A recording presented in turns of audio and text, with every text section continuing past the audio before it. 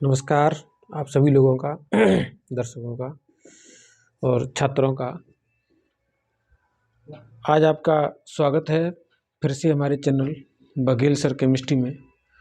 और आज हमारा चैनल और हम आपको कक्षा 12 की रसायन विज्ञान का पाठ नंबर 13 एमीन, जो कि हम पिछले लगातार वीडियो में पढ़ाते आए इस पाठ को। तो आज हमारा इस वीडियो में एमीन के जो सारकीय प्रभाव हैं वो एरेल एमीन के साथ अमोनिया का तुलनात्मक अध्ययन पढ़ेंगे। तो यहाँ हमने लिख रखा है एरेल एमीन बनाम अमोनिया, यानी ArNH2 व NH3 में सारकता का प्रभाव। और सारकता के प्रभाव की क्या बात कही जाएगी कि जो एरेल एमीन है AR बॉन्ड NH2 एकांकी इलेक्ट्रॉन है, इसका pKb मान जो है बहुत कम होता है, बहुत अधिक होता है। और जब pKb मान अधिक होता है तो सारकता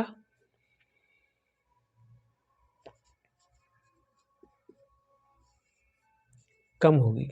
कैसी होगी? तो सारकता कैसी होगी? कम होगी। उसका रीजन भी हम आपको बता देते हैं कि ये सारकता जो है वो कैसे कम होती है और क्यों होती है, उसका कारण है। देखिए, अभी हम इसकी स्ट्रक्चर को लेके चलेंगे तो इसकी स्ट्रक्चर कुछ इस प्रकार की है। और यहाँ पर क्या जोड़ दिया हमने? NH2 एकांकी इलेक्ट्रॉन युग्म। एमीन के जो एनिलीन है, इस एनिलीन में इस पर जो संकरण होता है नाइट्रोजन पर वो sp3, और इस पर जो संकरण होता है वो sp2, और बेंजीन के अंदर भी sp2 संकरण होता है। तो sp2 संकरण होने से इसकी विद्युतात्मकता जो है वो नाइट्रोजन से थोड़ी ज़्यादा हो जाती है। जब ज़्यादा हो जाती है तो ये जो साझे के इलेक्ट्रॉन है, नाइट्रोजन और कार्बन के बीच के साझे के इलेक्ट्रॉन है, वो बेंजीन की अंदर की ओर मूवमेंट करने लगते हैं। जब बेंजीन की अंदर की ओर मूवमेंट करने लगते हैं तो वो घटना कुछ इस प्रकार बन जाती है। अब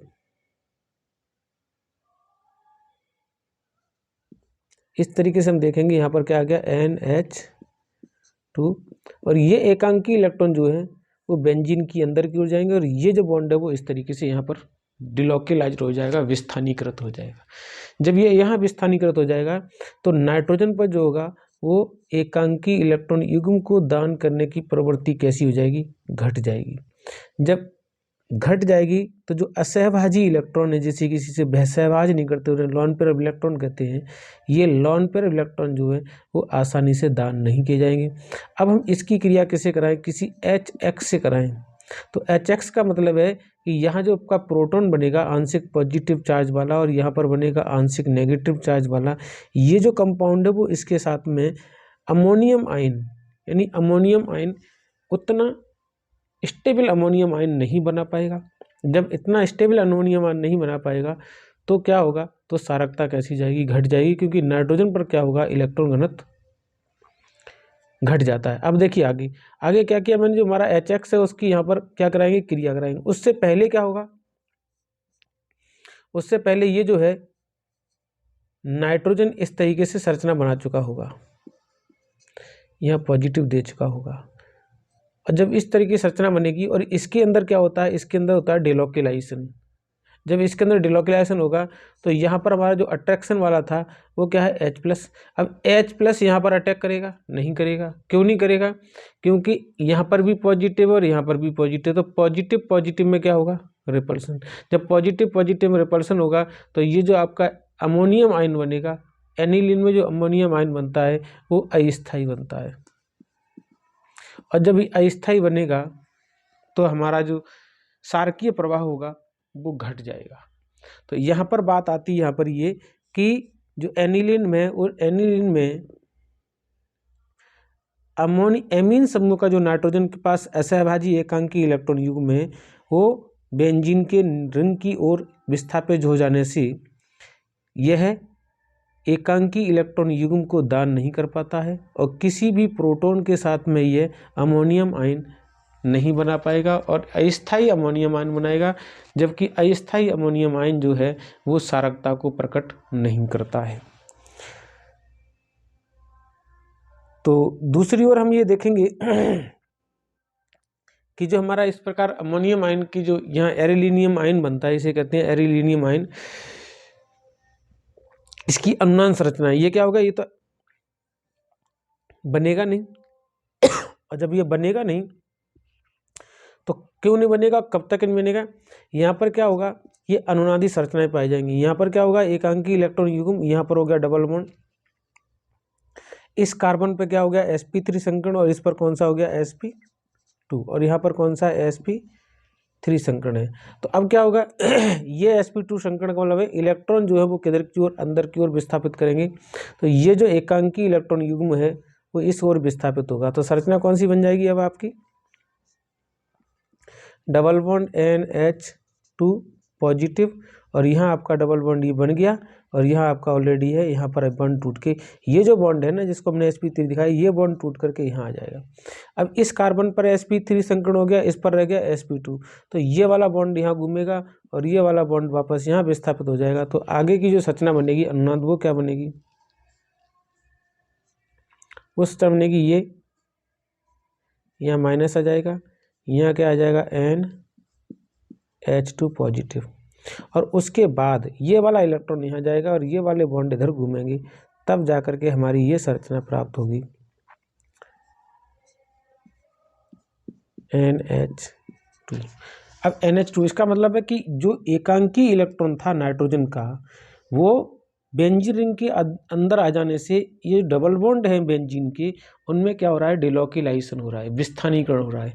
और ये विस्थानीकरण जितना ज़्यादा लंबा होगा ये इस तरीके से उतना ही ज़्यादा स्थायी होगा, ये उतना ही ज़्यादा स्थायी होगा। तो इसमें आपकी ये जो आपने देखी हैं वो अनुनाद संरचनाएं हैं और अनुनाद संरचनाओं से ये अमोनियम एरिलीनियम आयन जो है, एनिलीनियम आयन जो है वो कैसा है, वो स्टेबल है, जबकि स्टेबल रहना क्या चाहिए, अमोनियम आयन स्टेबल रहना चाहिए। और अमोनियम आयन की जो है ये संरचना आपको दो मिलेंगी, NH2, इस पर हमने क्या कर दिया, एक H+ की क्रिया करा दी, तो क्या बन गया हमारा, ये हमारा डेरिवेटिव बन गया NH3 पॉजिटिव। अब इसकी जो इंटरचेंज होगी वो इंटरचेंज क्या है, NH3 पॉजिटिव, इसकी जो इंटरचेंज होगी वो ये रह जाएगी। तो अब इन दोनों संरचनाओं में देखिए, इन दोनों संरचना में अमोनियम जो अमोनियम आयन है, एनिलीन का जो अमोनियम आयन है उसको स्टेबिलिटी प्रदान करने के लिए दो ही संरचना है, जबकि जो एरिलीनियम आयन है इसको प्रदर्शित करने के लिए 1 2 3, ये 3 तो घटनाएं हैं ही, बाकी के ये इलेक्ट्रॉनों का हो रहा है डिलॉकिलाइजेशन। तो ये भी दो संरचनाओं जोड़ा जाए तो 1 2 3 4 5 होगी, जबकि इससे ज़्यादा ये स्टेबल है। तो जब ये स्टेबल है तो ये क्या होगा, इसके पास तो एकांकी इलेक्ट्रॉन युग्म है नहीं, तो ये ज़्यादा स्थायी हो गया। अर्थात क्या होगा कि जो विद्युत ऋणात्मकता है, सॉरी जो क्षारकता है वो कैसी है, कम, और इसकी क्षारकता यहाँ पर होगी थोड़ी ज़्यादा, लेकिन ये घटनाएं जो है वो कम स्टेबल होती हैं, इसलिए यहाँ पर ये घटनाएं प्रदर्शित नहीं की जा सकती।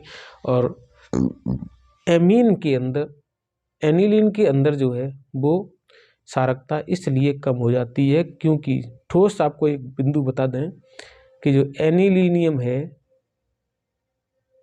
उसके अंदर नाइट्रोजन का एकांकी इलेक्ट्रॉन युग्म बेंजीन के अंदर आ जाने से नाइट्रोजन पर क्या होता है, इलेक्ट्रॉन घनत्व घट जाता है और नाइट्रोजन पर इलेक्ट्रॉन घट जाने से क्षारकता कैसी हो जाती है, कम हो जाती है। अगली बात हम भी इसके अंदर और छोटी सी बात बताएंगे, दो बातें और है छोटी सी इसकी, वो क्या है,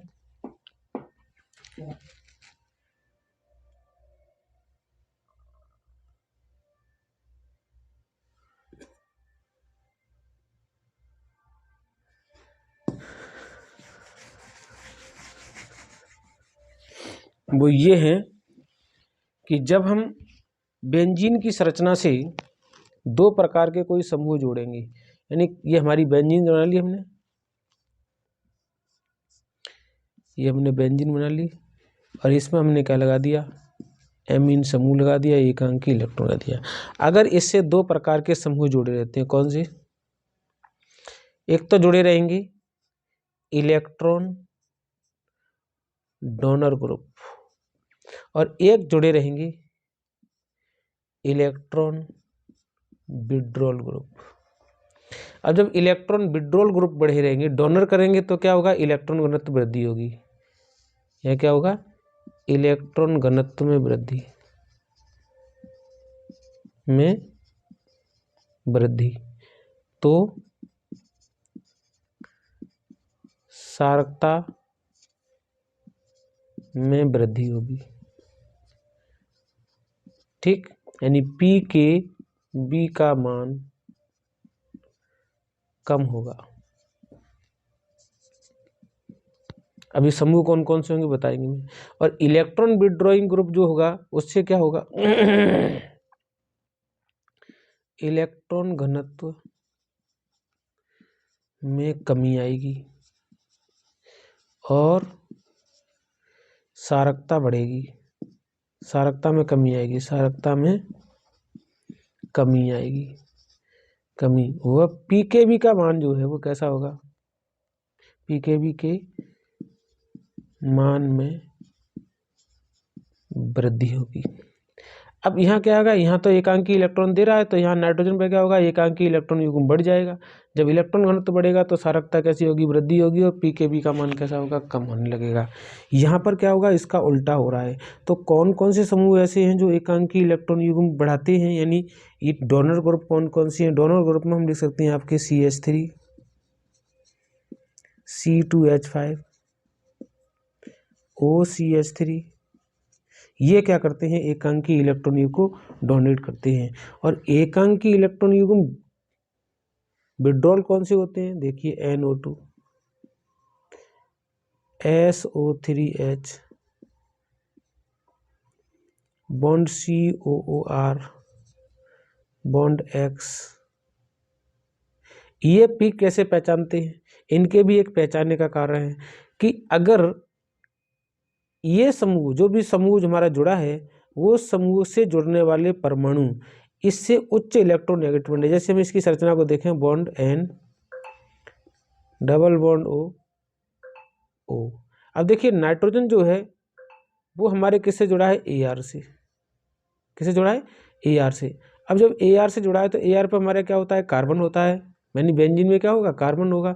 तो बेंजीन में जो कार्बन होगा, कार्बन की और नाइट्रोजन की विद्युत में अंतर देखें। उसके बाद नाइट्रोजन और इन समूह में विद्युत ऋणात्मक अंतर देखें। अगर नाइट्रोजन से ये अधिक विद्युत ऋणात्मक है तो ये साझे के इलेक्ट्रॉन को अपनी ओर खींचेंगे, ऊपर की ओर ले जाएंगे, और ये साझे के इलेक्ट्रॉन को अंदर ले जाएंगे। तो बेंजीन पे क्या होगा, बेंजीन पे इलेक्ट्रॉन का तो और कम हो जाएगा। और इसके क्या जोड़ रखा है, इससे जोड़ रखा है हमने NH2। तो NH2 जोड़ रखा है तो ये इलेक्ट्रॉन घनत्व तो कहाँ जाएगा, अंदर की ओर। तो हमेशा अगर आपको ये समूह पहचानने हैं तो क्या करेंगे, आप ये देखें कि जो यहाँ समूह बेंजीन से जुड़ा है उससे जुड़ने वाले परमाणु जो हैं वो कैसे होने चाहिए, उच्च विद्युत ऋणात्मक होंगे, तो सारे इलेक्ट्रॉन जो है उन परमाणुओं की ओर विस्थापित होंगे। और यहाँ क्या है, यहाँ हमारा कार्बन है, कार्बन के साथ हाइड्रोजन है, इसके साथ हमने AR लगा दिया, एरिलीनियम आयन यानी बेंजीन लगा दी हमने यहाँ पर, और बेंजीन से क्या जोड़ दिया हमने, NH2। अब ये क्या होगा, ये हमारे हाइड्रोजन लगे हुए हैं, तो यहाँ तो हमारा कार्बन ही है। अब कार्बन से हाइड्रोजन जुड़ा है तो हाइड्रोजन क्या करेगा, कार्बन को इलेक्ट्रॉन देगा। जब कार्बन को इलेक्ट्रॉन देगा तो कार्बन इनको इलेक्ट्रॉन देगी, ये इसको इलेक्ट्रॉन देगा, तो नाइट्रोजन में क्या हो जाएगा, एकांकी इलेक्ट्रॉन युग्म बढ़ जाएगा। तो अगर हमारे पास क्या है, इलेक्ट्रॉन डोनर ग्रुप है तो इलेक्ट्रॉन घनत्व की नाइट्रोजन पर किस पर, नाइट्रोजन पर इलेक्ट्रॉन घनत्व की वृद्धि हो जाएगी और सारकता बढ़ जाएगी और pKb का मान कम हो जाएगा। यहाँ पर भी यहाँ इलेक्ट्रॉन नाइट्रोजन पर इलेक्ट्रॉन घनत्व की क्या हो जाएगी, कमी हो जाएगी और सारकता में कमी हो जाएगी, और जो है वो pKb के मान में बढ़ जाएगी। तो इस तरीके से जो एनिलीन है, एनिलीन में सारकीय प्रभाव इस तरीके से प्रभावित होता है। तो इस वीडियो के तहत मैंने आपको सारकता का प्रभाव बता दिया। जय हिंद, जय भारत।